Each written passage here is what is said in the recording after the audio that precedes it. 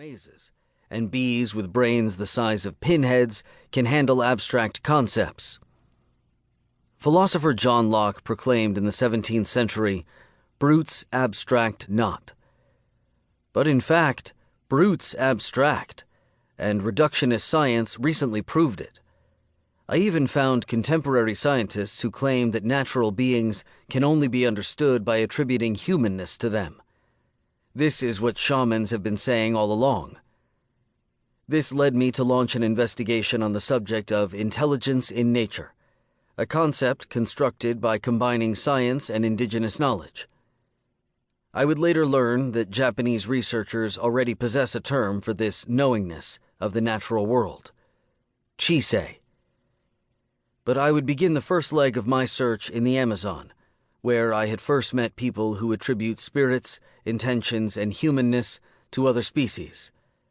Then I intended to do an anthropology of science and visit scientists in their working environment. I set off on a quest, not knowing what I was going to find. I went hunting for treasure, whereabouts unknown. One summer day, just before the beginning of this investigation, I visited an old herbal healer living on an isolated farm in Estonia.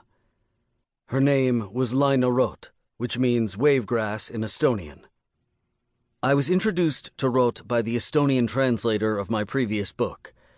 She led us to a small outdoor shelter at the back of her garden, which contained a rudimentary fireplace decorated with empty Russian champagne bottles. Rot spoke only Estonian. I explained that I was an anthropologist and wanted to ask her some questions. Rot nodded her consent. She sat upright on a bench, with her two hands joined together on her lap. I started by asking if she could explain how she had become a healer. She said her great-uncle was a healer and that she was born with the gift. She said that plants speak to her, telling her when they are most potent and when to pick them. This sometimes happens at night, while she is resting. She receives instructions, gets up, and goes to the plants she has just been told about.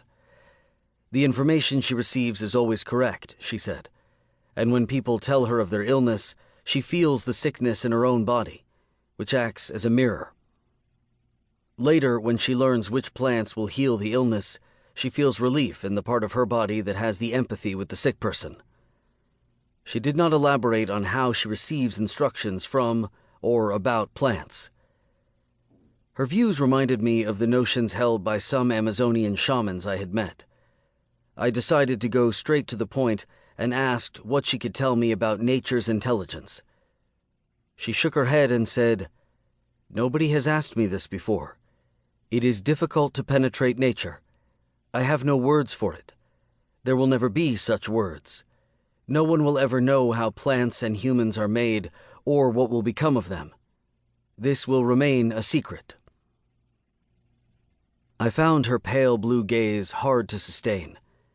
When she spoke, I could listen only to the melody of her voice. Estonian is not an Indo-European language, and I found it difficult to make out a single word. When she paused, I listened to the translation and noted word by word what she had said. "Se yab saladusex. This will remain a secret." The word saladus means secret.